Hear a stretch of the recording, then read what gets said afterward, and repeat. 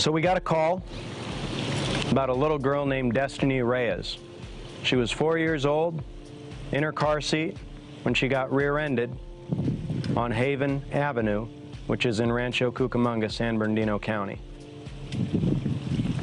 She suffered a severe brain injury, and although she could walk and talk again, after being hit that way, she was never ever going to be the same. She never ever will be the same. The best we could do is get her the most amount of money to make sure that she has the best medical care, the best life care for the rest of her life. The insurance company would not pay $250,000 to settle her case. So the lawyer that referred us the case said, "I think this policy might be open. What do you think?"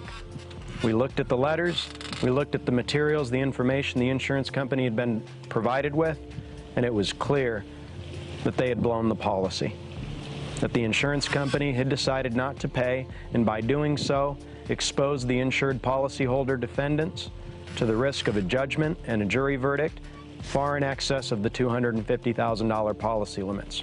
So from the day that Destiny was hurt, she went into the hospital with a bleeding brain. The insurance company, knowing that she was in the hospital with a severe traumatic brain injury, not knowing whether she would live or die, refused to pay the insurance policy limits. Months after she was hurt, she's still in the hospital. The insurance company wouldn't pay. They wouldn't take the referring lawyer seriously. They delayed. They said, "Well, we need more information." They said, "Give us an extension." Did all the things that insurance companies do. So eventually that referring lawyer got sick and tired of waiting, and they called us. And we came in and said, now the game has changed. It's not a $250,000 demand anymore. It's a $50 million demand. And you're going to pay it, or we're going to get more. You choose.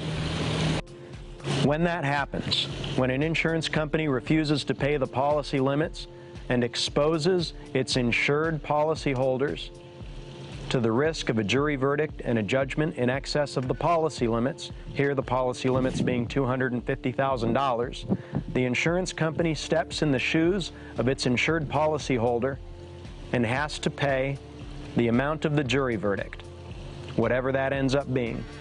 That's called an open policy. That can be done in every state. And if you tell me that it can't be done in your state, I'll spend some time and tell you how it can be done. So we looked at the case, and we looked at what the value of it was. We believed the value was $50 million at least. So we made a demand for that amount. But just making a demand for that amount isn't enough. You have to work it up, you have to prove it. So what we did is we spent time with Destiny and her family. We got to know them the way we would a member of our own family. And we fell in love with her. We committed to doing whatever it would take to see her through this. Not only through a jury verdict and a judgment or a settlement, but whatever it would take to take care of her for the rest of her life. And we will do that. We're on the right track so far. But making a demand for $50 million, you got to back it up. You have to put in the work. You have to hire the right experts. You have to get all the medical records and all the evidence put together. That's where DK Global came in. I've worked with them over and over again with the best results. At a moment's notice, they jumped into the case. They took the medical records, the CT films, the MRI scans, the medical reports, the life care plan, and within a matter of days, they put together a presentation that would take the very complex, hard to understand medical issues, issues with anatomy, issues with understanding what happened at the biochemical level inside this little girl's brain. And they put together a presentation that any jury in the United States would understand. We went to the mediation. We stuck to our guns. We weren't willing to settle the case for anything less than $40 million. Back at the mediation, and after getting DK Global's presentation put together, we looked at that, we said we shouldn't go less than $50 million. After looking at what DK Global put together, we were confident that we were right. In fact, we didn't want to settle for less than the $50 million we were demanding. And he said, how about a number with a 3 in front of it, something in the $30 million range? I said, no, it's not going to happen, and I'm going to leave. I'm not going to sit here for this 3-hour mediation and listen to offers like that. You have till the end of this mediation to pay $50 million.